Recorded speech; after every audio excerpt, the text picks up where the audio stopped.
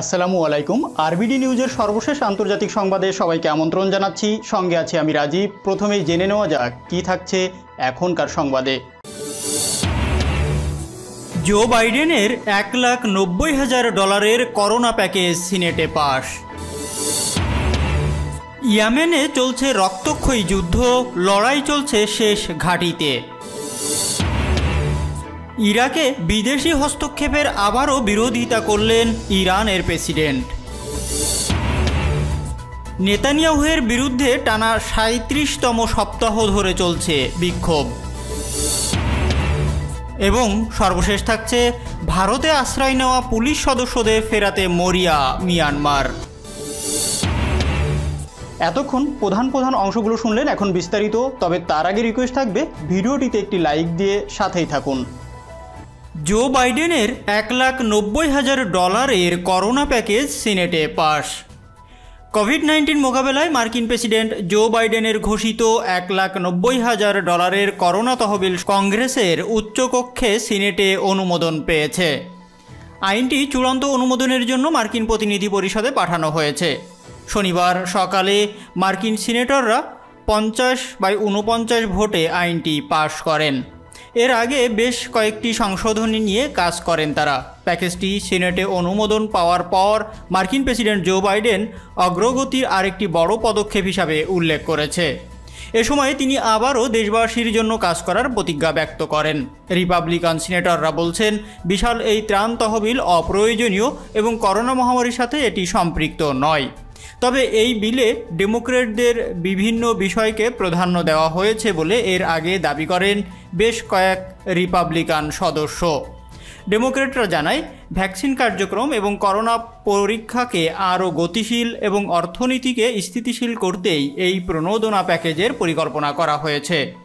ত্রাণ প্যাকেজের আওতায় করোনা মোকাবেলায় খরচ করা হবে $412 বিলিয়ন, আর ছোট ব্যবসার ক্ষেত্রে থাকছে $440 বিলিয়ন। এর আগে সিনেটকে দ্রুত করোনা বিল পাশ করার আহ্বান জানান জো বাইডেন। করোনা মহামারীর কারণে দুর্বল হওয়া অর্থনীতি পুনরুদ্ধার ও মার্কিনীদের কাছে জরুরি ভিত্তিতে নগদ অর্থ পাঠানোর জন্য $1,90,000 কোটি মার্কিন রিলিফ প্যাকেজ বিল প্রতিনিধি পরিষদে পাশ হয়। এখন সময় নষ্ট না করে বিলটি অনুমোদন দেওয়ার জন্য উচ্চকক্ষ সিনেটকে পদক্ষেপ নেওয়ার আহ্বান জানান মার্কিন প্রেসিডেন্ট জো বাইডেন। সিএনএনের খবরে বলা হয় প্রতিনিধি পরিষদের বিলটি পাশ হওয়ার কয়েক ঘন্টার মধ্যেই জো বাইডেন এই আহ্বান জানান। তিনি বলেন, নষ্ট করার মতো সময় আমাদের হাতে নেই। আমরা এখনই পদক্ষেপ নিলে চূড়ান্তভাবে এই ভাইরাসকে মোকাবেলা করতে পারব। আমাদের অর্থনীতি আবারও সচল হবে।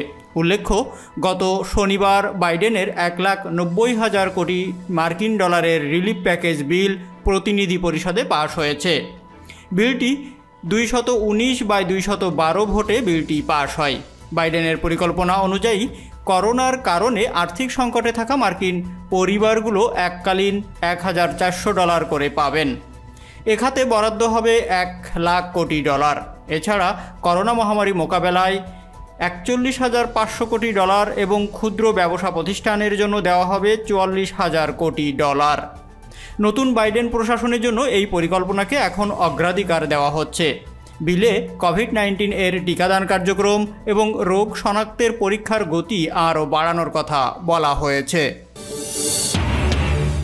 ইয়েমেনে চলছে রক্তক্ষয়ী যুদ্ধ, লড়াই চলছে শেষ ঘাঁটিতে। ইয়েমেনে চলছে রক্তক্ষয়ী যুদ্ধ। সৌদি নেতৃত্বাধীন সামরিক জোট সমর্থিত দেশটির সরকারি বাহিনী ও হুতি বিদ্রোহীদের মধ্যে সংঘর্ষে অন্তত 90 যোদ্ধা নিহত হয়েছেন। বার্তা সংস্থা এএফপি জানিয়েছে শনিবার অর্থাৎ 6 মার্চ এই সংঘর্ষে আহত হয়েছে কয়েক ডজন মানুষ। খবরে বলা হয়েছে মারিব অঞ্চলের নিয়ন্ত্রণ নিতে অভিযান চালিয়েছে বিদ্রোহীরা। এটা ইয়েমেনি সরকারি বাহিনীর হাতে থাকা সর্বশেষ বড় ঘাঁটি। মারিব অঞ্চলের নিয়ন্ত্রণ হারালে ইয়েমেনি সরকার বড় ধাক্কা খাবে। এতে সাধারণ মানুষের জীবন বিপর্যয়ে নেমে আসতে পারে বলেও আশঙ্কা করা হচ্ছে। ইতোমধ্যে এই যুদ্ধে হাজার হাজার অধিবাসী ঘরবাড়ি থেকে বিতাড়িত হয়েছেন। তারা মরুভূমির বিচ্ছিন্ন ক্যাম্পগুলোতে আশ্রয় নিয়েছেন।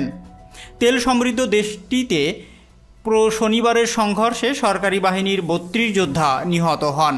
আর সৌদি জোটের বিমান হামলায় 58 হুতি বিদ্রোহীর প্রাণহানি ঘটে। হুতিদের এই অগ্রগতি প্রতিবেশী সৌদি আরবের জন্য বিপত্তির কারণ হয়ে দেখা দেবে। সম্প্রতি সপ্তাহগুলোতে দেশটিতে প্রায়ই ক্ষেপণাস্ত্র হামলা চালাতে দেখা গেছে ইয়েমেনি বিদ্রোহীদের। শুক্রবার হুতিদের নিক্ষেপ করা কয়েকটি ড্রোন সৌদি আটকে দিতে পারলেও তাদের 2 নাগরিক আহত হয়েছেন। এদিকে মারিবে অভিযান বন্ধে হুতিদের প্রতি আহ্বান জানিয়েছে মার্কিন পররাষ্ট্রমন্ত্রী অ্যান্টনি ব্লিংকেন। এছাড়াও দাতাদের সম্মেলনে 19 কোটি 10 লাখ ডলার সহায়তার ঘোষণা দিয়ে তিনি বলেন, কেবল সহায়তা দিয়েই সংঘাত বন্ধ করা যাবে না। এই যুদ্ধ বন্ধের মাধ্যমে আমরা ইয়েমেনে মানবিক সংকটের অবসান ঘটাতে পারব। কাজেই যুদ্ধ বন্ধে জোরালোভাবে কূটনৈতিক চেষ্টা শুরু করে দিয়েছে যুক্তরাষ্ট্র। ইরাকে বিদেশি হস্তক্ষেপের আবারও বিরোধিতা করলেন ইরানের প্রেসিডেন্ট। প্রতিবেশী ইরাকে বিদেশি যে কোনো হস্তক্ষেপের বিরোধিতা করেছেন ইসলামী প্রজাতন্ত্র ইরানের প্রেসিডেন্ট ডক্টর হাসান রুহানি। তিনি বলেছেন, ইরাকের নিরাপত্তা, স্থিতিশীলতা, সার্বভৌমত্ব ও সংহতি ইরানের কাছে সবচেয়ে বেশি গুরুত্বপূর্ণ। শনিবার ইরাকের প্রধানমন্ত্রী মোস্তফা আল কাজিমির সঙ্গে টেলিফোন আলাপে এসব কথা বলেন প্রেসিডেন্ট রুহানি। এ সময় তিনি আরও বলেন, ইরাকের অভ্যন্তরীণ ব্যাপারে হস্তক্ষেপ করার চরম বিরোধী ইরান। এ ধরনের হস্তক্ষেপের কারণে ইরাক এবং পুরো মধ্যপ্রাচ্যের চিত্র আজ ভিন্ন। প্রেসিডেন্ট রুহানি সুস্পষ্ট করে বলেন, ইরান মনে করে ইরাক সহ মধ্যপ্রাচ্যের দেশগুলোতে মার্কিন সেনাদের উপস্থিতি এই অঞ্চলে অস্থিতিশীলতা সৃষ্টির মূল কারণ। প্রকৃতপক্ষে আমেরিকা সবসময় এমন ধ্বংসাত্মক ভূমিকা পালন করেছে। প্রেসিডেন্ট রুহানি বলেন, ইরান মনে করে মার্কিন সেনা বহিষ্কারের ব্যাপারে ইরাকের জাতীয় সংসদে গত বছরের জানুয়ারি মাসে যে বিল পাশ হয়েছে তা পরিপূর্ণভাবে বাস্তবায়ন করার মধ্য দিয়েই ইরাকে শান্তি এবং স্থিতিশীলতা পুনঃপ্রতিষ্ঠা হতে পারে। এই অঞ্চলের সমস্যা আঞ্চলিক দেশগুলোর মিলেই সমাধান করবে, বাইরের শক্তির সাহায্যে নয়। ইরাকের সঙ্গে রাজনৈতিক, অর্থনৈতিক ও বাণিজ্যিক সহ সব ধরনের সম্পর্ক আরও ঘনিষ্ঠ করতে ইরান প্রস্তুত বলেও ঘোষণা করেন প্রেসিডেন্ট হাসান রুহানি। নেতানিয়াহুয়ের বিরুদ্ধে টানা 37তম সপ্তাহ ধরে চলছে বিক্ষোভ। ইহুদিবাদী ইসরায়েলের দুর্নীতিবাজ প্রধানমন্ত্রী বেনিয়ামিন নেতানিয়াহুয়ের বিরুদ্ধে টানা 37তম সপ্তাহে বিক্ষোভ চলছে। তবে বিক্ষোভের সময় নিরাপত্তা বাহিনী ও নেতানিয়াহুয়ের সমর্থকেরা বিক্ষোভকারীদের উপর সহিংস আক্রমণ চালায়। পবিত্র আল কুদস জেরুজালেম শহরে নেতানিয়াহুয়ের ব্যক্তিগত বাসভবনের সামনে এবং আরও বহু সড়ক, মহাসড়ক ও গুরুত্বপূর্ণ ব্রিজের ওপর বিক্ষোভকারীরা মিছিল সমাবেশ করে। অধিকৃত ভূখণ্ডের হাজেরা নামক স্থানে নেতানিয়াহুয়ের একটি সমাবেশে বক্তব্য দেওয়ার কথা ছিল। বিক্ষোভকারীরা সেখানেও বিক্ষোভ সমাবেশের আয়োজন করে। সেখানে নেতানিয়াহুয়ের সমর্থকেরা বিক্ষোভকারীদের উপর হামলা চালায়। আগামী 23শে মার্চ ইসরায়েলে আবার জাতীয় সংসদ নির্বাচন অনুষ্ঠিত হবে। গত 2 বছরের মধ্যে এ নিয়ে 4 বার ইসরায়েলে জাতীয় নির্বাচন অনুষ্ঠিত হচ্ছে। এর আগে নেতানিয়াহুর বিরুদ্ধে দুর্নীতির অভিযোগে ক্ষমতা ছাড়ার দাবিতে এমন বিক্ষোভ নেতানিয়াহুয়ের জন্য বিব্রতকর পরিস্থিতি তৈরি করেছে। ঘুষ গ্রহণ, প্রতারণা এবং বিশ্বাসভঙ্গের জন্য গত নভেম্বর মাসে নেতানিয়াহুকে ইসরায়েলের আদালত অভিযুক্ত করে। তবে তার বিরুদ্ধে সবচেয়ে বড় অভিযোগ হচ্ছে ইসরায়েলের গণমাধ্যমের নির্বাহীদেরকে নেতানিয়াহু $50 কোটি ঘুষ দেওয়ার প্রস্তাব দিয়েছিলেন, যাতে গণমাধ্যমগুলো তার পক্ষে সংবাদ কাভারেজ দেয়, যা নেতানিয়াহুর দ্বিতীয় দফা নির্বাচনে বিজয়ী হতে সাহায্য করবে। ভারতে আশ্রয় নেওয়া পুলিশ সদস্যদের ফেরাতে মরিয়া মিয়ানমার।